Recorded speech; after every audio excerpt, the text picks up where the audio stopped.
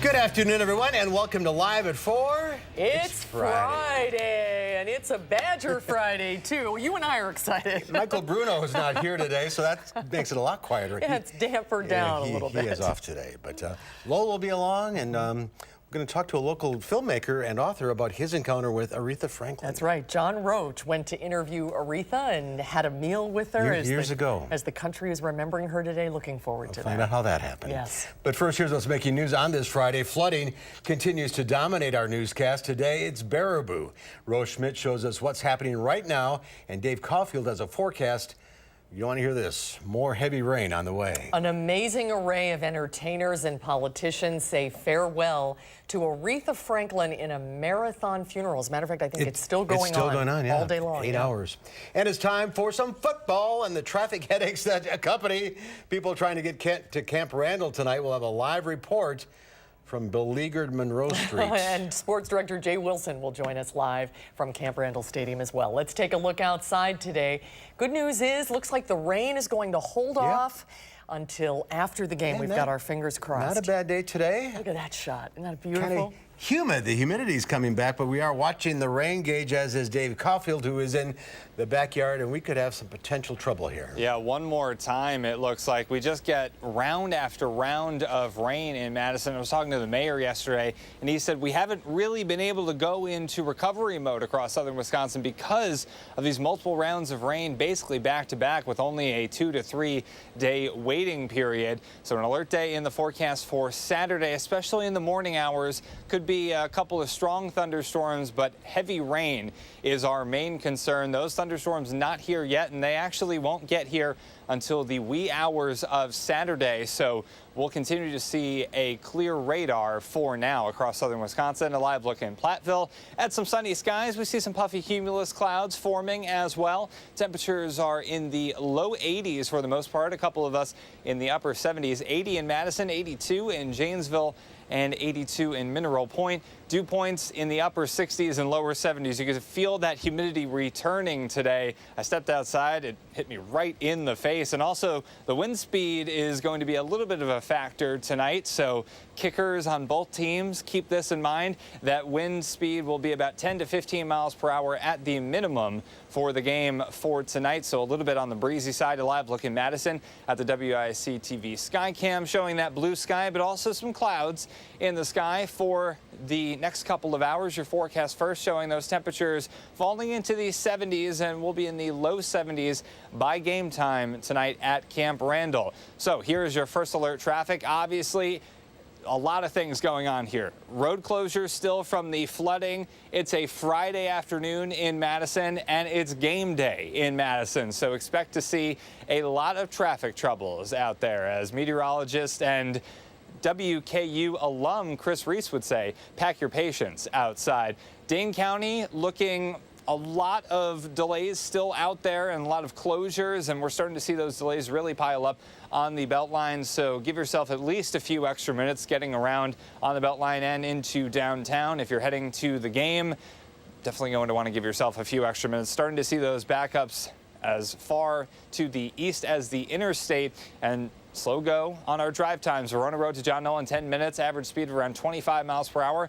Some other routes in and around Madison, the Beltline to Janesville, that's not looking too bad right now at 30 minutes with an average speed of around 60 miles per hour. So we'll have your complete Badger forecast, plus talk about the multiple rounds of heavy rain. A lot of alert days on the way, so we'll go over all that in your first alert forecast in just a few minutes. And a lot of high school football tonight, too. Exactly. Friday Night Lights. Right. All right, Dave, we'll check back in a few minutes. Thank you. Thank you, Dave. First at 4, the Baraboo River continues to rise, affecting hundreds, if not thousands, of homes along the water in Sauk County. Sauk County Emergency Management expects the water to rise through tomorrow. Rose Schmidt spent the day in some of the hardest hit areas in Baraboo. She joins us live from the Manchester Street Bridge. Rose? Well, the word I've heard used over and over today is unreal. Now take a look. We're going to show you this water is just moving so fast here along this bridge. And you can see just even in the couple of hours that we've been out here today, it's risen several inches. And this area here is closed to drivers, but you can see lots of people here looking at this river. And it's not safe to be in this water right now. And that's actually why we're standing out here and not in the water. Now take a look. We're going to show you what used to be a backyard on Water Street is now pretty much a lake.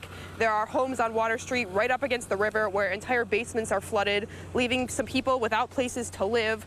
Roads are closed all along the river due to water flowing over the roads. But this is something city and county officials say they've been preparing for since massive flooding hit the area 10 years ago. We delivered notices yesterday, probably 50 or so, just to be prepared, of residents along the areas that had flooded in 2008. So I would say 50-plus residents, you know, and the count is starting to add up more because there's some more in West Baraboo that they're coming to get some more of the sandbags as well. There are sandbagging efforts that's been going on today in Baraboo since 8 a.m. More than 100 people coming together to fill those sandbags, some coming from communities, you know, an hour away or so. And the number one thing I've heard over and over and over today is just do not go in this water. A police officer told me that he saw kayaks in the water yesterday, and that is completely unsafe. So don't go in the water. Don't let your kids play in this water either. And it's just not safe for you to be in this water. And so for people who are wondering, this river actually runs right through the Circus World grounds here in Baraboo. And for anyone who wants to go there this weekend, it is open today until just about 5 o'clock. But then tomorrow could be a different story. They're not sure how this flooding will impact the Circus World. That water is moving behind you. Rose Schmidt in Baraboo, thank you. Thank you, Rose. An Illinois man died Wednesday after falling down wooden steps at Lake Redstone that had been heavily damaged during the recent heavy rain and storms. The Sauk County Sheriff's Department says 70-year-old James Sickich fell near a broken section of the stairs that was caused by an uprooted tree. He fell about 20 feet down the steep hill and died. Arizona Senator John McCain is lying in state at the U.S. Capitol Rotunda. McCain's casket arrived on Capitol Hill this morning just as the skies opened up and it started to rain. The senator's family, including his 106-year-old mother, joined Vice President Mike Pence, members of Congress, and the armed forces to look back at McCain's life and career. In every generation, there are those who put country first, who prize service ahead of self, who summon idealism from a cynical age. John McCain was such a man. But the day was not without controversy. After the service, McCain's wife, Cindy, was escorted by Senator Lindsey Graham to her late husband's desk. McCain's office said it asked for the cameras to be turned on to capture the poignant moment, but Mitch McConnell's office overruled that. McConnell's office disputes that and said Cindy McCain asked for the moment to be private. Wisconsin Supreme Court Justice Shirley Abrahamson disclosed today that she has cancer and will likely be in a wheelchair when she hears arguments next week. The Milwaukee Journal-Sentinel is reporting Abrahamson still plans to complete her term that runs through next summer. She did not say what type of cancer she has or when she was diagnosed. Family and friends said their final goodbyes today to Aretha Franklin. Kenneth Craig has the latest from Detroit. Aretha Franklin's musical farewell brought mourners to tears.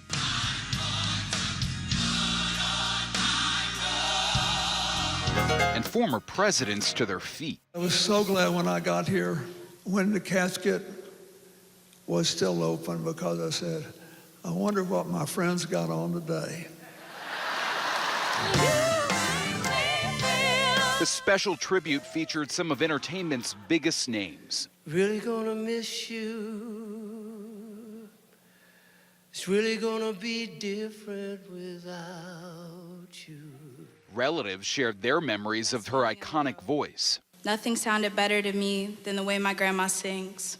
The service here at Detroit's Greater Grace Temple was originally an invite-only event, but at the last minute, organizers opened space for fans. Some waited hours to get in. It was worth it. This is a historical event. Franklin, an 18-time Grammy winner, called Detroit home for most of her life. This city is and will always be her kingdom. Plans are underway to rename Shane Park, the city's outdoor concert venue, in her honor. Fitting tribute for the Queen of Soul. Kenneth Craig for WISC News 3. Anne Franklin passed away earlier this month at the age of 76. And later on in this newscast, we will hear from Madison writer and producer John Roach about a remarkable experience he had with the Queen of Soul. Well, the UW football season kicks off tonight at Camp Randall. Well, the Badgers hopefully won't be so challenged on the field facing Western Kentucky tonight. It may be a different story for fans getting to Camp Randall Stadium. Adam Duxter is on Monroe Street that is still under construction. Adam? Well, in order to get to the game, you actually have to get to the game first, right? And on Monroe Street, that's probably not your best option. In fact, city officials today urging people to take Park Street, University Avenue, or even John Nolan Avenue. And because the reason why, we're still down on one lane, one way here on Monroe Street. In fact, this red light behind us, the line grows longer and longer every single time, just since we've been standing out here. So take an alternate route, leave plenty of time in advance, and make sure you get down to Camp Randall. Plenty of time to see the Wisconsin Badgers beat Western Kentucky tonight. Again, later tonight at 5 and 6, we'll hear from some of the restaurants and other businesses on this street. But that's coming up later tonight. All right, Adam Duxter reporting live from Monroe Street. Thank you, sir. And we'll get a preview of the game a little later from sports director Jay Wilson. When we come back at 4, a huge concert announcement was made today in Madison. We'll tell you which music superstar is coming to the Kohl Center. That might be a hint. We got to blew the surprise there. That's when Live at 4 continues.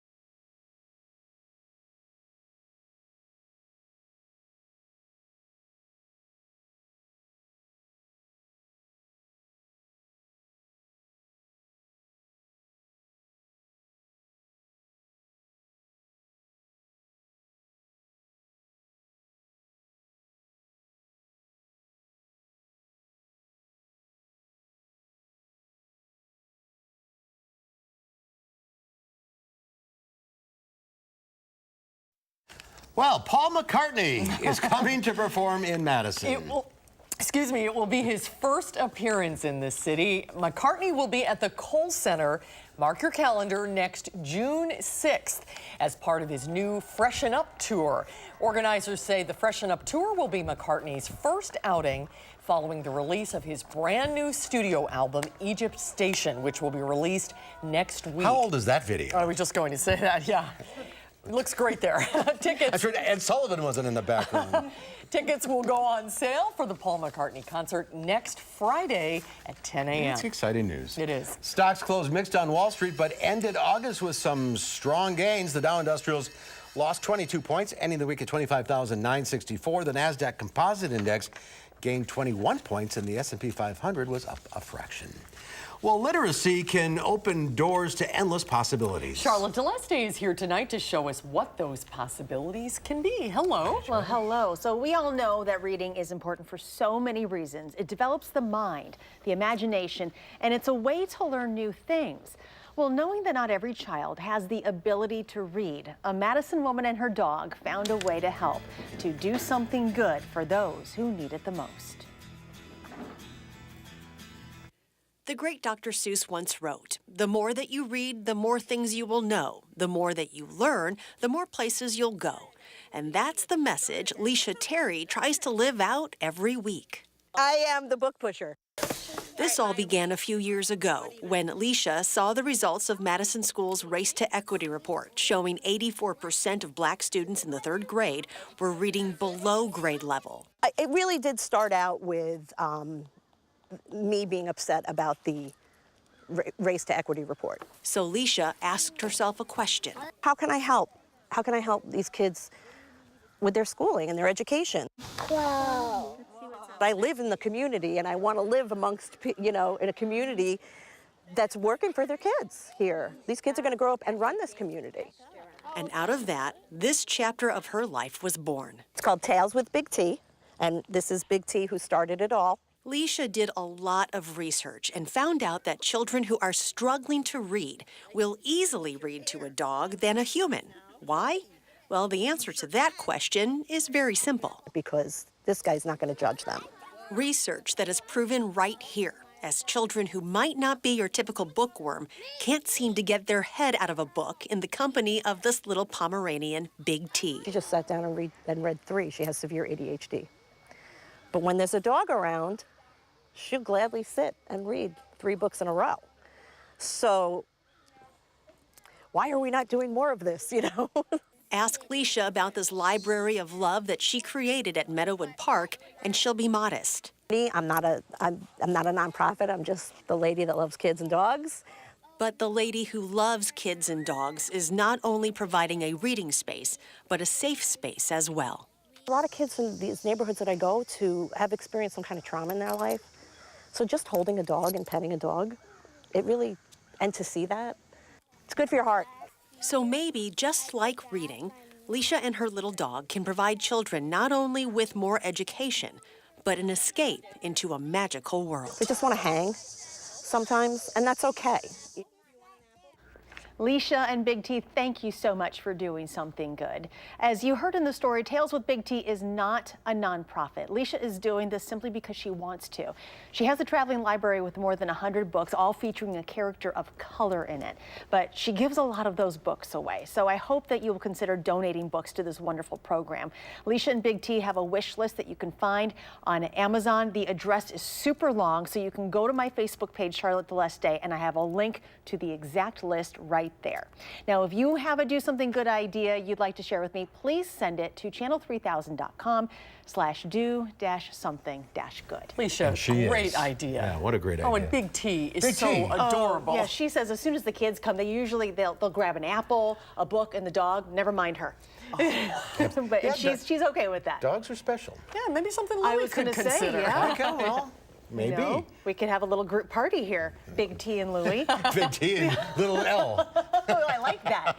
I like that. too. All right, Charlotte, thank you. Thank you, Charlotte. And we have another special dog to tell you about today. When we come back, we'll share the story of Rex, a rescue dog in Janesville, who is hoping to make it into People magazine. We'll tell you how you can help that happen coming up after Dave's First Alert holiday weekend forecast.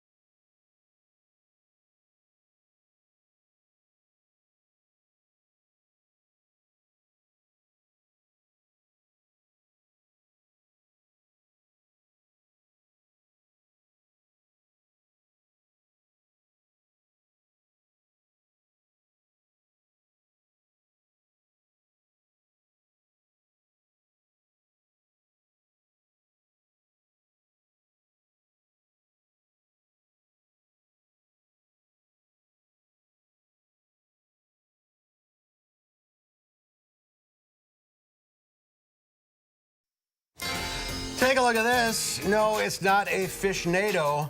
A mountain lake was restocked with trout via an airplane by the Utah Division of Wildlife Resources. It's called extreme fish stocking. And this mode of transportation is supposedly less stressful for the fish than other methods. Really? Yeah. The fish are so small that the air slows the drop and they actually fall into the water like leaves. If you say so. Ask the fish. Yeah, There you go. Good luck. That's pretty cool, though. Yeah, it is cool. It is Friday, August 31st, the end of the month already. It is Forgive Your Foe Friday. All right, very good. That's the attitude you got to have. It's also National Matchmaker Day, and my wife is a huge matchmaker. Not professionally, but she tries to set everybody up. Hook up all your friends? Yeah, and the only people she didn't set up were myself and her. So she's successful? Yeah, oh, she's great. She's great at it, for sure. All right, well, if you need a hookup, Yeah. there you know where to go. And it's Trail Mix Day. Here I've been sneaking. It's half empty. Sneaking M&Ms.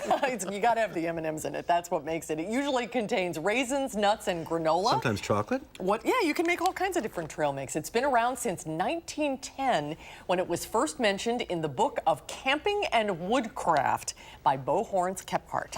I read that as witchcraft, by the way. I was like, that's a weird book. Horns, yeah, you got to be named Horns to write a trail. You camp, you go on these hikes. Oh yeah, I love. eat trail mix all day long. You got to be careful though, because it's 180 calories. Yeah, it's a lot of calories. It adds up quickly. Yeah, but I mean the raisins, I think, unsung hero for sure. That's right. That's just me, at least. They are good. All right, we got some weather to keep an eye on. Yeah, I mean, you want to have the trail mix, but you don't want to necessarily be out on the trails for the next couple of days because we do have some more rain on the way. We'll talk about potential totals coming up in your First Alert forecast and have your Badger forecast in just a few minutes. Those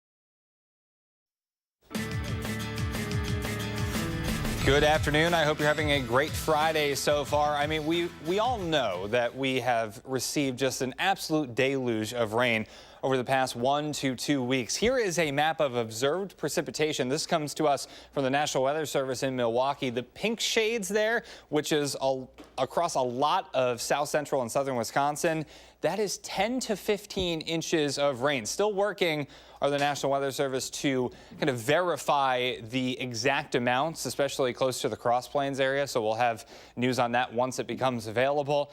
But look at this. Our 14-day rain total is more than anywhere else in the United States in southern Wisconsin. So I guess we have that to brag about. If we could have any positive over the last couple of weeks, it's that we're #1 in something at least. But unfortunately, we still do have a lot in the way of flooding across the area and possibly more on the way, with more heavy rain possible into the next couple of days. Visible cloud track showing some storms off to the south and west, but those are going to lose luster before they get to southern Wisconsin. Just a couple of clouds out there today. Nothing to worry about just yet. Our thunderstorm chances really spike up very early tomorrow morning. Doppler track showing quiet conditions once again across southern Wisconsin. We need these quiet conditions to last another 3 to 4 days before we can even think about getting out of the woods in terms of flooding. And so nothing showing up across southern Wisconsin right now, but that will change early tomorrow morning. So we do have an alert day in the forecast for Saturday, Sunday, and for Labor Day Monday. The trouble is, folks, once we get in a setup like this, kind of stationary front where a ridge is to the east of us and we get the trough action, if you will, we have rain chances in the forecast for basically every day. And so that's more rain that could lead to flooding. Also, some of those storms tomorrow morning could be a little bit on the strong side, mainly worried about some gusty straight line winds. Flood bulletins, a flash flood watch in effect for tonight into tomorrow night for everywhere you see shaded in green. That includes Madison and Dane County and a lot of spots in south central Wisconsin as well. But this line of showers and thunderstorms really does seem to have its sight set on Madison. Hopefully that will change over the next few hours. Downtown Madison on the Edgewater Skycam, no rain just yet, which is good news. The high today of 80, just a little bit above normal for this time of year. High of 81 in Watertown, 82 in Janesville. The warm spot,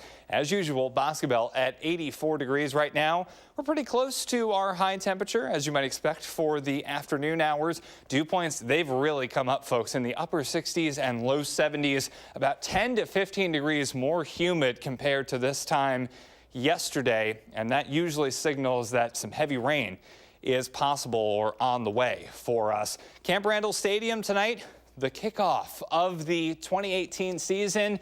It is Wisconsin versus the Hilltoppers of Western Kentucky. I think we all know who's going to win this one, but the forecast is a winner a bit. At 75 degrees for kickoff by the fifth quarter, about 73, breezy and mild. So it will be a little bit breezy, but still on the mild side. Future track showing not too much happening until the early hours of Saturday. That's when that rain starts to come in, could bring us some very heavy downpours and also some gusty winds. Then as we head into the later hours, that's the word I'm looking for, on Saturday and Sunday, some more rain possible. Future track not too optimistic on that just yet. But look at these forecast rain totals, anywhere from 1 to 2, possibly over 3 inches of rain for some of us. Hopefully that does not materialize and we miss this one once again, but it's a possibility, so we need to be vigilant and ready for it. Tonight, temperatures in the upper 60s, breezy, muggy and mild with those thunderstorms occurring late. Then tomorrow, any thunderstorms ending in the morning, then some more may be around for the afternoon and evening. Highs will be once again near 80 degrees.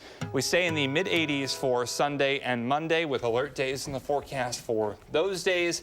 Then more rain chances Tuesday, Wednesday, and Thursday. Does look like by next weekend is really the first time that we can talk about some more dry weather visiting us for Friday and Saturday. This is just not what the doctor ordered, the exact opposite. So hopefully we can keep dodging those drops into next week. Fingers crossed. Yeah. All right. Prepare for the worst, though. Yes. All right, Dave. Thank you. Thanks, Dave. A donation to a local animal rescue, a professional photo shoot, and a year's supply of dog food. That's what's at stake here for a pretty cute pup in Janesville. Out of more than 10,000 applicants, Rex is now in the top 10 for People Magazine's World's Cutest Dog Rescue Contest. News 3 This Morning producer and photojournalist Melissa Bailing has the story. Up and down. I think we knew all along he was home, and we just wanted to make him our official adoptive dog. Love what I do, love the volunteering. It's just welcoming a dog into your home, just providing them the love of a family, something that maybe these dogs never had a chance to experience before. I'm Jolynn, and I've been a volunteer with Patty's Paws Rescue for about 2.5 years. Don't even know it, do I? Don't even know it. I met Rex last November in 2017. He was a dog that had arrived from the Houston, Texas area. His front 2 limbs are a birth defect. It's a deformity that he's had since birth. His mom and him and a brother were dropped off at the Harris County Shelter in the Houston area. The good thing is that all 3 are in adoptive homes here in Wisconsin. Mom is in the Milton area. He has a brother up in the Jefferson area. And then, of course, Rex is here in Janesville. Good boy. Yes. Here's Mama's kiss, huh? Thank you. So I think the thing that I've learned is to really never overlook the dogs that are less than perfect. Rex, with his disability, he doesn't know any different, you know, being born with it. Come on, keep coming. Keep coming. He loves life. He's been able to swim with a life jacket. He learned how to do that last winter, and he loves to play with other dogs, loves just to be a normal dog. You know, being disabled, certainly he's not disposable. He has a wonderful life, and we're just the lucky ones to be able to provide him a family and a home. Good boy, Rexy. Rexy is amazing. You can still vote for Rex, by the way, until midnight tonight. So go to it. We have a link at our website, channel3000.com/links. Vote for Rexy. Yeah. That's going to be #1. That would be exciting. See him in People magazine. And speaking of, people around the world are remembering and celebrating the life of Aretha Franklin. Madison author and film producer John Roach has a very special memory of the Queen of Soul. He's here this afternoon, and he'll share those memories with us when Live at 4 continues.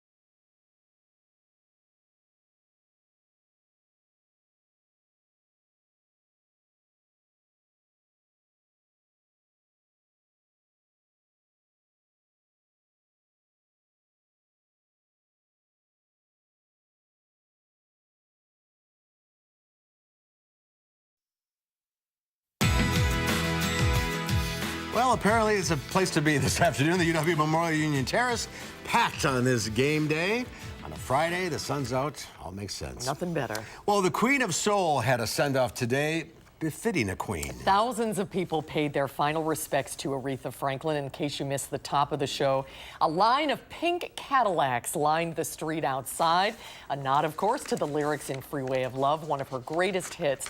18 performers, more than 15 speakers, including some of the biggest names in music and politics, are all honoring Franklin this afternoon. The celebration, 8 hours and counting in continuing. Detroit. The funeral caps almost a week of tributes for the 18-time Grammy winner.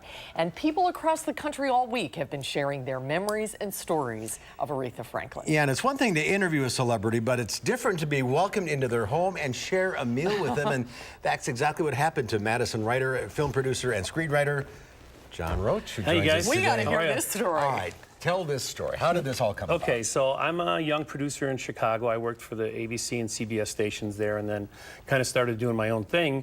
And one of the first clients I got was my former boss at ABC, a woman named Bev Price, said, "John, I'm rolling out this new show called Ebony Jet Showcase, and I need someone to go shoot some pieces, and I'm shipping you to LA." And so I would fly out to LA for a week, and I'd do Ray Charles and Maurice White of Earth, Wind and Fire, Magic Johnson. And then she says, "Oh, and I'm flying to Detroit to produce a segment with Aretha Franklin," which obviously I was a fan, as was everyone else. So we load our gear in, we're in her living room, and this was just 4 weeks after her dad had passed, the Reverend C.L. Franklin, who was a really famous preacher in Detroit. So what year is this? You were at her 84. personal home? Yeah, in Detroit, yeah. And so, you know, we're in there, we're setting up lights. You guys know the thing, you know, and there's a decorum that you observe with, you know, artists and celebrities, whatever. So, you know, there's no, "Hey, can I have your autograph?" or just doing our work, you know. And the interviews wrapped up, and she was a little subdued because she was kind of still in mourning, right? And she was very close to her dad. And so we're wrapping up our lights, and she goes, "Where are you going?" And I said, "Well, you know," she goes, "You don't have another interview today." I said, "No, we don't." She goes, "Well, of course you don't. Follow me." And we go into her kitchen, and there's a big table with a checkered tablecloth and a big bowl of fried chicken, sweet corn, greens, rolls, you know. And she sat down, and she had made this big lunch for us, Yeah, and we sat down. You. Yeah. And I'm sitting there, hey, I'm eating fried chicken with Aretha Franklin in her kitchen. You posted a picture of it on Facebook. Yeah. I think we have the picture, or maybe we already should. Look at that. Look at that. Yeah, and that was actually, our cameraman took that shot, and she couldn't have been more generous. I know she has a diva reputation, but at home she was just a sweetheart, and you know, it was a little bit of a pinch me moment. You usually, you know, I've worked with a lot of celebrities, but they never welcome you into their home and then make a meal for you. And she was a big deal, but by this point, oh, I mean, yeah. huge. No, she broke out at about 67, 68, right? Remember, she went down to Muscle Shoals and cut with Jerry Wexler and cut I've Never Loved a Man, a Woman Never Loved a Man Like You. It was her first big cut. And she had been doing a lot of music prior to that time, and they tried to make her kind of Barbara Streisand-like. But she got to Muscle Shoals, and these guys had just done Percy Sledge's When a Man Loves a Woman, and she walked in, and it's all white musicians, and she goes, "How did you guys learn how to play?" And then she had this song, and so she sat down at the piano, started playing, and then they backed her up, and that's how she found her sound. She was free to do some of the church groove and soul groove that came to her more naturally than singing, you know, pop standards. What did you talk about at lunch? Did she tell you about her family or Well, kids? I'd never had greens before. Okay. I said, "Ms. Franklin, I'm from Wisconsin, and all we have is cheese." And so she laughed. But, you know, it was just, I think a lot of it had to do that it was in the wake of her father's passing. Yeah. So it was a little subdued, but she was also very fun, you know. And that picture you showed, we have a little picture in our offices, and it's like a you know, film strip of the shots that were taken. Someone blew it up into a poster. But my daughter found that picture. I'd never seen that picture before, and she sent it to me when we got the news that Aretha had passed. So that's it, and that is me.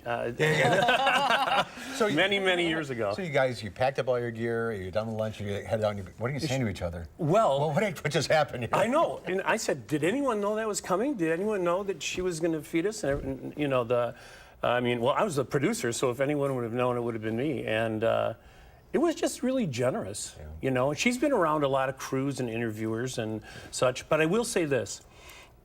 We were working for Ebony Jet, and Mr. Johnson, who owned the Ebony Jet business, one of the most successful black businessmen in America, those magazines held a special place in the heart of black American artists. And so when Ebony Jet came to your house, Special. They roll it out, exactly. Frankly, out of respect to Mr. Johnson, not me. And so I think that was what was underneath all of that. But she was an incredible hostess. She was, and it's quite a loss for all of us. But It is. It breaks my heart. Not a lot of people have the story you have to tell. Yeah. John, thanks for being with us. Hey, thanks, you guys. Have a good weekend. Up next, we're going to head back to Camp Randall Stadium. Sports director Jay Wilson will join us as the Badgers get ready for the new football season. How do you sit here? I know. I know. It's kind of. I don't have socks on, so I. We'll be right back. Hey.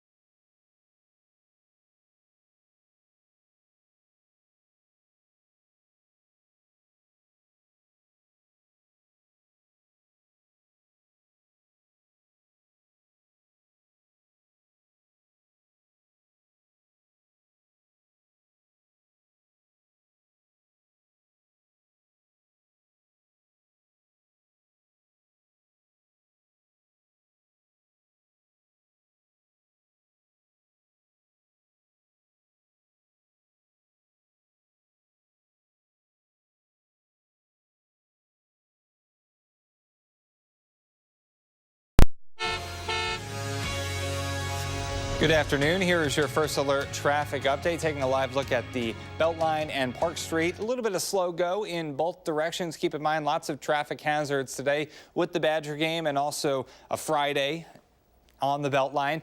We do have an accident on the Beltline and Stoughton Road just popping up, so keep that in mind. So some pretty hefty delays anywhere for speeds from about 10 to 20 miles per hour. So here are your drive times. Right now, John Nolan to the interstate, that's 20 minutes, so very slow. Give yourself some extra time.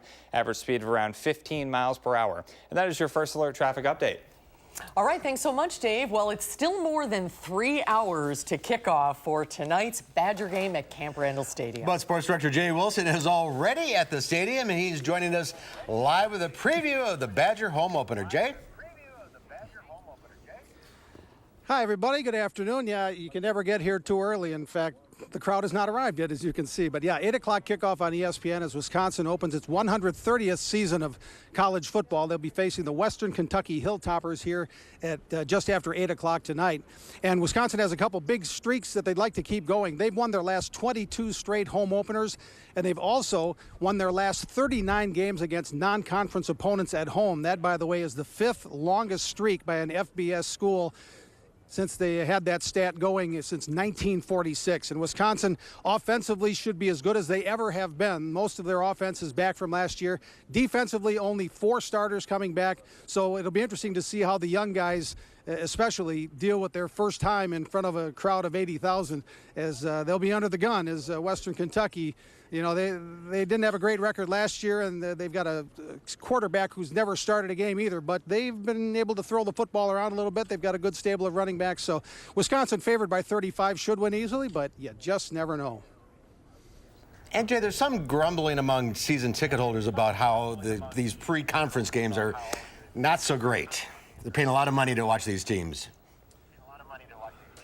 Right. Well, you can find a lot of people that have a lot of gripes with playing on a Friday night at 8 o'clock, starting with the high school football schools around the state. And, you know, the ushers aren't thrilled about it, and really everybody isn't. But the Big Ten has decided in its wisdom that they're going to play games on Friday nights. Some schools like Michigan and Ohio State said we're not going to do it. Barry Alvarez said if we do it here at Wisconsin, it's going to be a Friday before Labor Day. So be that as it may, it's on the schedule. It must be played. It is going to be played. I'm guessing most of those 80,000 grumbly people will show up tonight. So that's college football in the year 2018. All right, it should be a good game regardless. Yeah. Jay Wilson reporting live from Camp Randall Stadium. Thank you, sir. Thank you so much, Jay. Have fun tonight. And we'll be right back with a final check of your forecast.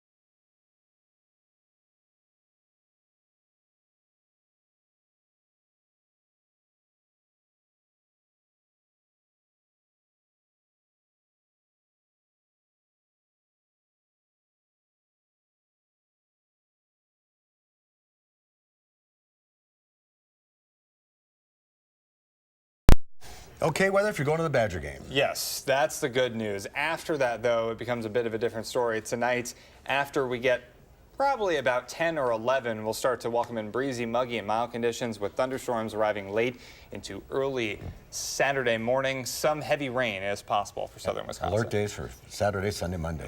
All right, Dave, thank you. Thanks, Dave. We'll be right back with Lola's Lowdown.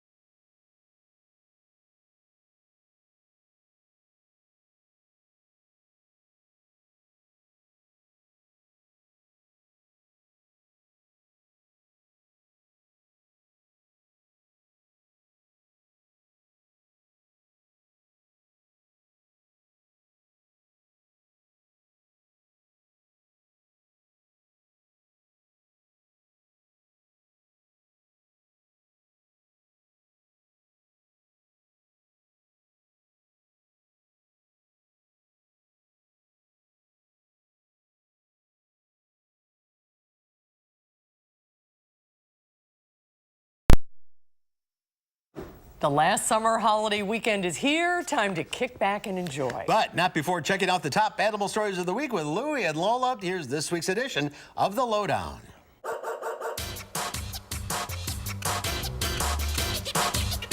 This week on The Lowdown, sea lion, sea butterfly, Pop goes the canine, and best pals. But first, trips to the dentist are unpopular the world over, even with hippos. Zookeepers at the Copenhagen Zoo have found a nutritious way to work around the dental problem with their resident pod of hippos, watermelons. The hippos open wide for the tasty treats, and when they do, workers can get a quick look at those teeth. A hippo's canines alone are almost a foot long and very sharp. Open wide, please. Here's an unlikely playground. Tiger, lion, and hyena cubs are living and playing alongside golden retriever pups at a zoo in Beijing. Zookeepers introduced 2 Siberian tigers, 1 white tiger, 2 spotted hyenas, and an African lion to the golden retriever mother after their own moms refused to feed them. The park says